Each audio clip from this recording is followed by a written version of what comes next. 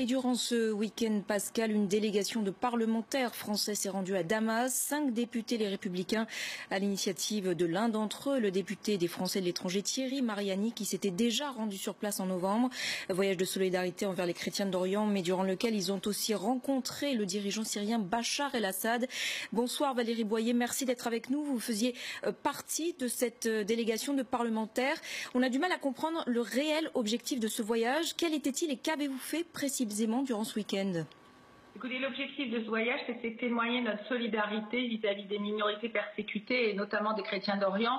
Et nous avons rencontré des dignitaires religieux de ce pays, puisque un des objectifs de ce voyage, c'était de nous rendre à la messe de Pâques et de partager ce temps de la résurrection avec nos frères martyrisés à Damas et dans toute la Syrie, et de manifester notre solidarité. Donc nous avons rencontré l'archevêque de Damas, le grand mufti de Syrie, un certain nombre de députés, puisque là-bas, il y a une campagne électorale qui est en cours, il y a des élections dans 3 semaines, et puis des gens, puisque nous avons eu l'opportunité aussi de nous promener dans les rues de Damas et de parler à des gens dans la rue qui étaient d'ailleurs ravis de rencontrer des Français, et tous nous ont délivré le même message et nous ont dit combien ils étaient attachés à la France et combien ils souhaitaient que cette guerre cesse et que le terrorisme et l'État islamique soient enfin chassés de Syrie.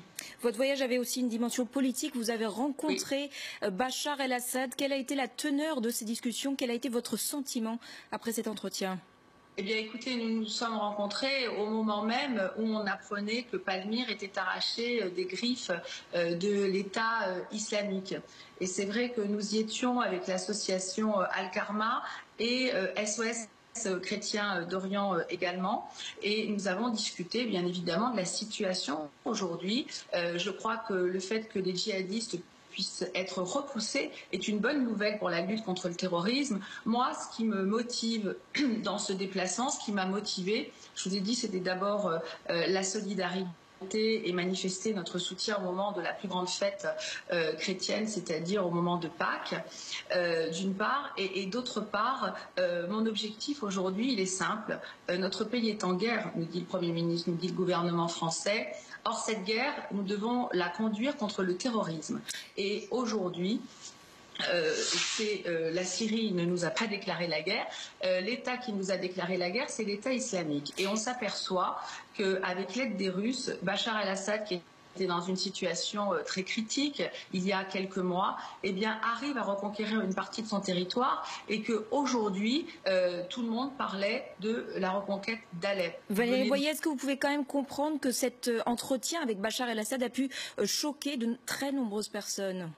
Oui, moi ce que je comprends, ce qui me choque, c'est ce genre de questions et le fait qu'on se pose la question. Je voudrais juste vous rappeler une phrase de Churchill. Churchill disait « on ne parle qu'avec ses ennemis ». Vous savez, je ne suis pas dupe. Moi, ce qui me choque, c'est quand le ministre des Affaires étrangères de la France remet la Légion d'honneur au ministre de l'Intérieur de l'Arabie Saoudite, alors même que l'Arabie Saoudite massacre des gens au Yémen, alors même qu'ils en sont à, je crois, 50 décapitations depuis le début de l'année, et surtout la complicité avec l'État islamique. Ce qui me choque, c'est qu'on se soumette totalement au chantage morbide de Erdogan, qui, pour lutter contre l'État islamique, laisse passer les djihadistes dans les deux sens et bombarde les Kurdes. Les Kurdes et l'armée syrienne, ce sont les seuls combattants qui combattent au sol l'État islamique. Or, aujourd'hui que je sache, je ne suis pas en guerre. La France n'est pas en guerre contre la Syrie. La France est en guerre. Mais Valérie Boyer, est-ce que vous pensez...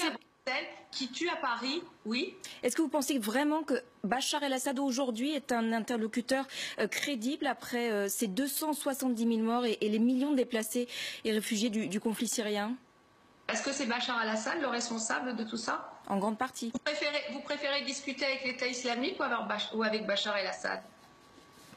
C'est quoi la solution aujourd'hui? C'est de discuter avec l'État islamique? C'est de discuter avec des personnes qui soutiennent l'État islamique et ne pas être choqués? C'est de se soumettre totalement au diktat de la Turquie en lui donnant de l'argent, en laissant rentrer comme bon lui semble des personnes, sans maîtriser nos frontières? C'est de discuter avec l'Arabie Saoudite qui soutient l'État islamique? C'est ça qui n'est pas choquant. Moi, ce qui me choque, c'est qu'aujourd'hui, on a un ennemi commun. Cet ennemi commun, c'est le terrorisme. Ce qui me choque aussi, que les Russes aujourd'hui sont arrivés en aidant Bachar el-Assad à faire reculer l'État islamique. Ce ne sont pas les frappes occidentales qui ne frappent qu'en Irak et 1 sur 10, alors que les Russes en font des centaines, qui font reculer l'État islamique aujourd'hui, et qui fait que je pense que tout le monde est heureux de voir que Palmyre n'est plus dans les griffes de ces barbares. Voilà ce qui me choque. Aujourd'hui, il faut être pragmatique, il faut avancer. Or, qu'est-ce que je constate? C'est que la France est absente du concert des nations. Ça se passe entre Obama et Poutine. Et les Français sont totalement absents. On subit les décisions de Mme Merkel qui fait un appel aux migrants et qui ensuite va négocier à un prix hallucinant sa reddition aux Turcs. Et nous avons les attentats et nous subissons les vagues migratoires aujourd'hui. Nous sommes déstabilisés. Nous sommes dans une situation dramatique. Cette guerre contre le terrorisme mondial, elle est menée totalement. Donc aujourd'hui, soyons pragmatiques, levons l'embargo russe et négocions avec les personnes qui luttent contre l'État islamique. Or, aujourd'hui, ceux qui luttent contre l'État islamique, ce sont les Kurdes et l'armée syrienne. Et notre ennemi, c'est l'État islamique et c'est le terrorisme islamique. Merci Valérie Boyer pour votre intervention ce soir.